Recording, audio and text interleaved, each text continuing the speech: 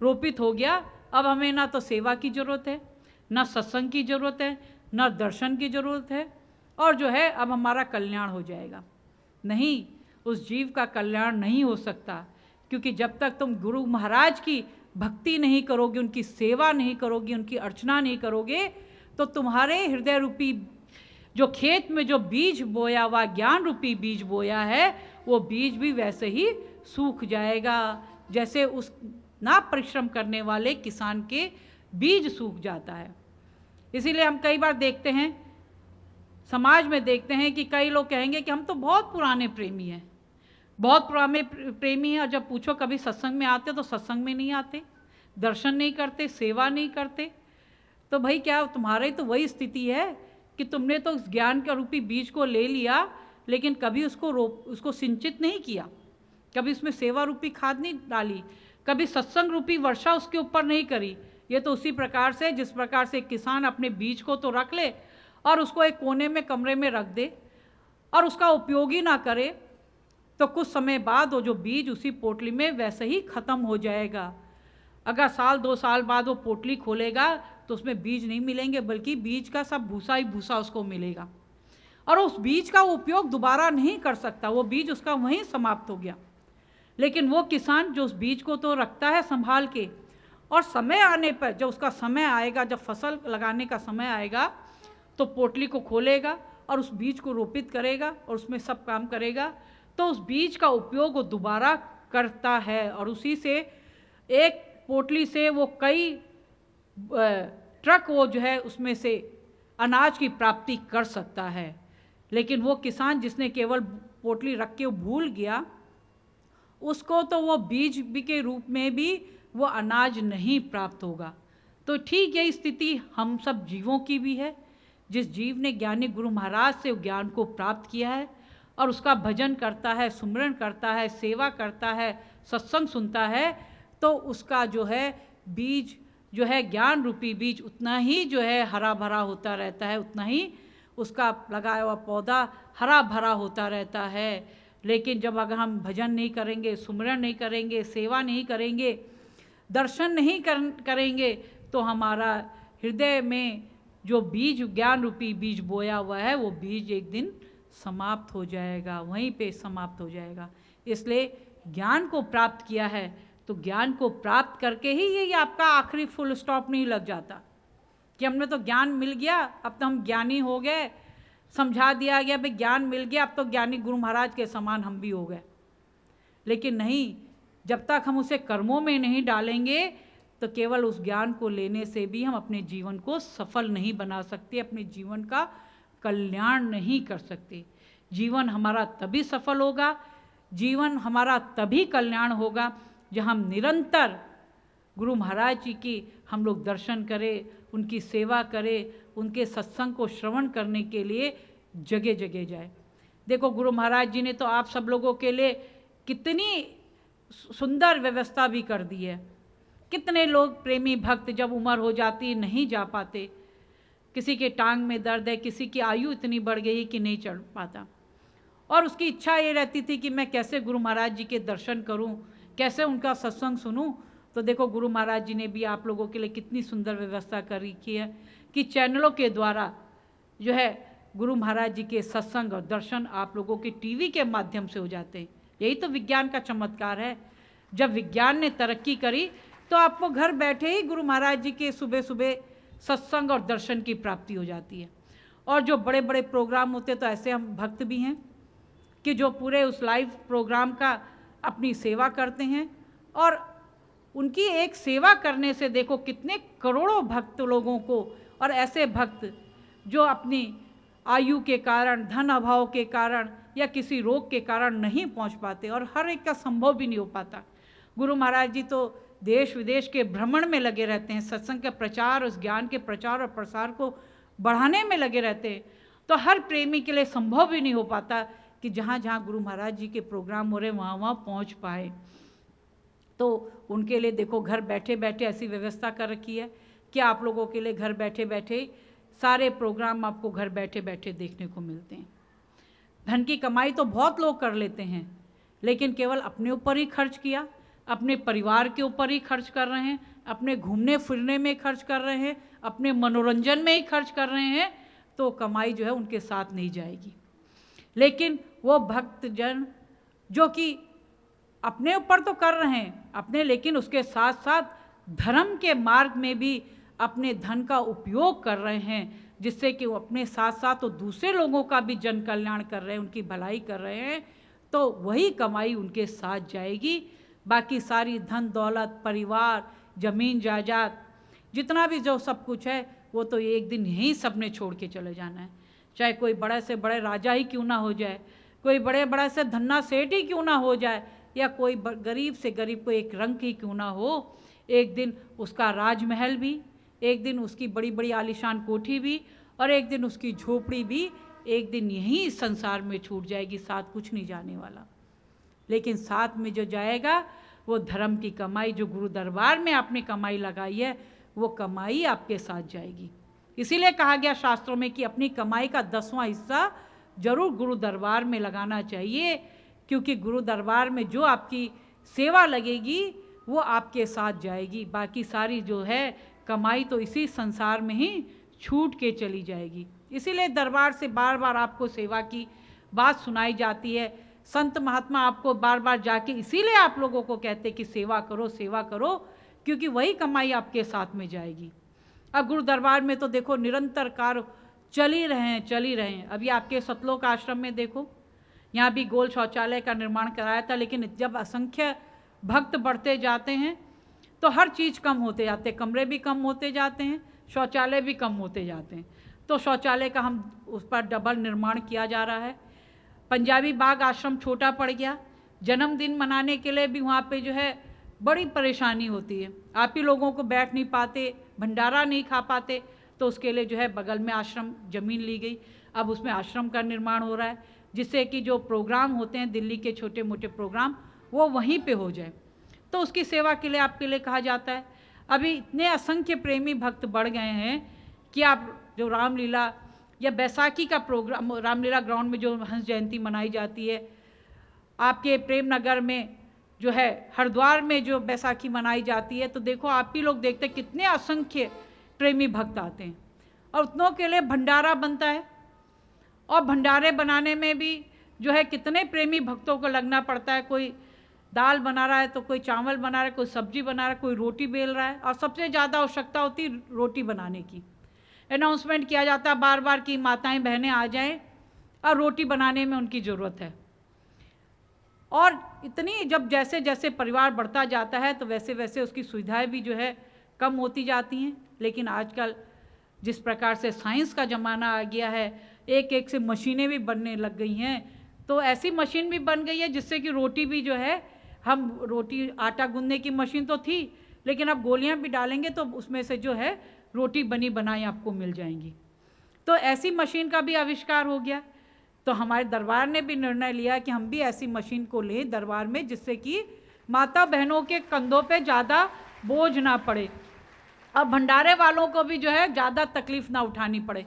नहीं तो बेचारे भंडारे वाले जो होते हैं वो कितने दिन तक, एक एक हफ्ते तक दिन रात भंडारे में लगे रहते हैं, और वो सोते नहीं हैं, और आप लोगों के जो है केले भंडारा बनाते रहते हैं। तो उनका भी बोझ कम करने के लिए निर्णय लिया गया कि रोटी बनाने की मशीन ली जाएगी, जिसकी रसीद बुक आपके आश्रमों में दे दी जाएगी। बाई महात्मा ले जाएंगे, जहाँ जहाँ आश्रम नहीं बन रहे हैं वो बाई महात्मा अपनी रसीदें ले जाएंगे, भक्तगण ले जाएंगे, जो लोग हैं जितने अपने सामर्थ्य के अनुसार उसको है उसकी रसीद काटे, जिससे कि तुरंत जो है जो रोटी बनाने की मशीन, पूरी बनाने की मशीन, ये सारी जो है मशीनें आ जाएं, और जिससे कि आपको साफ़ सफाई से भी और अच्छी रोटी, फूली फूली रोटी आप लोगों को खाने को मिलेंगी। तो सब लोग जब जाएंगे कल यहाँ से, तो यहाँ भी रसीदें आप काट सकते हैं, यहाँ भी काउंटर में रसीद होगी, वहाँ भंडारे में आप वहाँ भी रसीद काट सकते हैं, और अपनी सेवा जो है इसमें डालिए। और जिस बार से अभी आने वाले प्रोग्राम में आप लोगों को वो देखेंगे कि कैसे वो रोटी की मशीन में कैसे कैसे रोटी निकालती हैं। जवाहर तो कितनी कितनी जगह पूरे पहले तो भारत का भ्रमण करके मशीनें दिखाया, ये मशीन अच्छी है, वो मशीन अच्छी है, ऐसे करते करते एक मशीन फाइनल हरी, इंजीनियर सब देखाए, और वो मशीन बहुत बड़ी मशीन है, एक ट्रक के द्वारा वो लाई जाएगी, हरिद्वार जाएगी, यहाँ पे सतलोक आ जाएगी, रामलीला ग्राउंड पहुँच जाएगी। तो सब प्रोग्रामों में उस मशीन का उपयोग होगा। तो आप लोग अपनी सेवा जो है ज़रूर उसके लिए लिखा दें, जो करें जिससे कि जल्दी मशीन आ जाए। और सेवा से तो अपना दिल चुराना ही नहीं चाहिए, क्योंकि जितनी सेवा करोगे उतना ही मेवा भी मिलता है। देखो माता जी अपने सत्संग में कितनी बार कहते थे कि पहले समय में जो मेरे भक्त एक साइकिल में आते थे, लेकिन जब उन्होंने सेवा करी तो वही भक्त जो है एक एक कार नहीं बल्कि दो दो तीन तीन चार चार कारों के मालिक बन गए। वो कारों से आते हैं। हम ही देखते हैं कि अब हमारे प्रेमी भक्त कितने लोग कारों में, कितनी कारों की भीड़ लगी रहती है। तो जो आदमी सेवा करेगा तो गुरु महाराज उसकी सेवा जो है दुगनी चौगनी करके उसको वापस लौटा देते हैं। तो आप लोग भी सेवा से मत दिल चुराइए। सेवा जो जितनी सेवा करेंगे उतनी ही आपको जो है उसी का आपको लाभ आप लोगों को प्राप्त मिलेगा। आप लोग जो भी सेवा करेंगे, क्योंकि कहा भी गया, देखो काल जो है सब कुछ खा जाता है।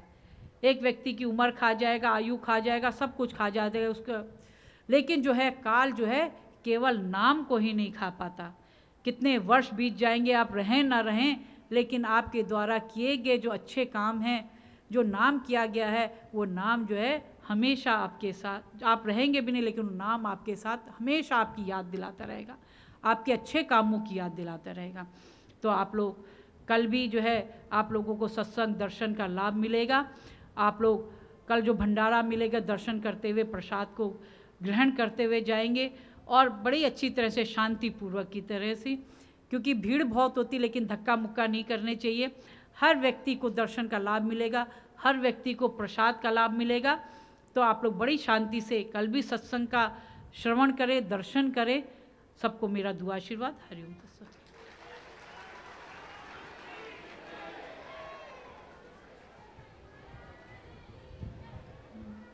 की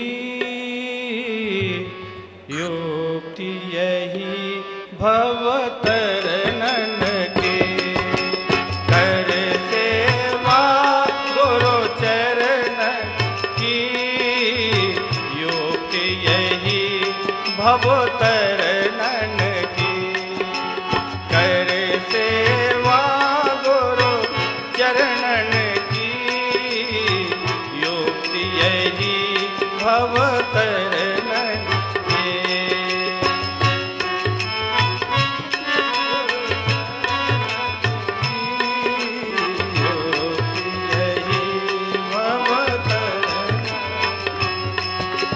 गुरु की महिमा भारी है, गुरु की महिमा भारी है,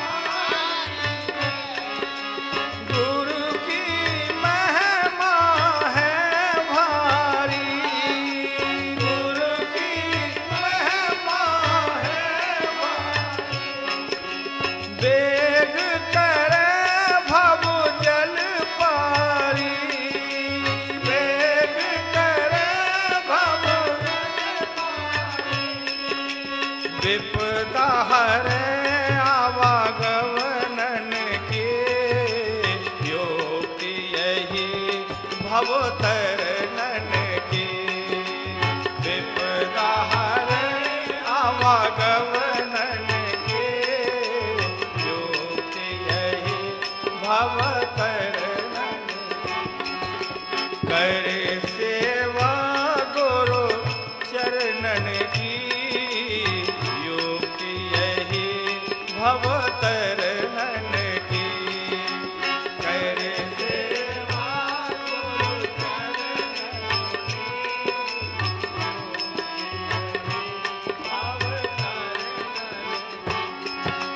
गुरु तो दयालु होते हैं, गुरु तो दयालु होते हैं, सद्गुरु दयालु होते हैं, सद्गुरु दयालु होते हैं, मन की मैल को धोते हैं, मन की मैल को धोते हैं, और मोह हटावे विषय भवतरणन की। मोह हटावे विषयन की, भवतरण कर सेवा गुरु चरणन के। युक्ति यही भवतरणन की। कर सेवा गुरु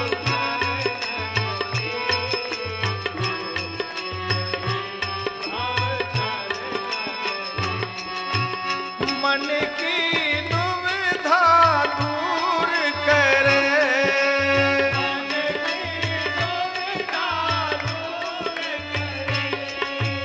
मन की दुविधा दूर करे। मन की ज्ञान भक्ति भरपूर भरे। ज्ञान और ज्ञान भक्ति भरपूर भरे। ज्ञान और वेद कहे शुभ कर्मन की। योग्य यही भवतरणन की। वेद कहे शुभ कर्मन के। योग्य यही भवतरणन की। कर सेवा गुरु चरणन के। योग्य यही भवतरणन की। कर सेवा गुरु चरणन के।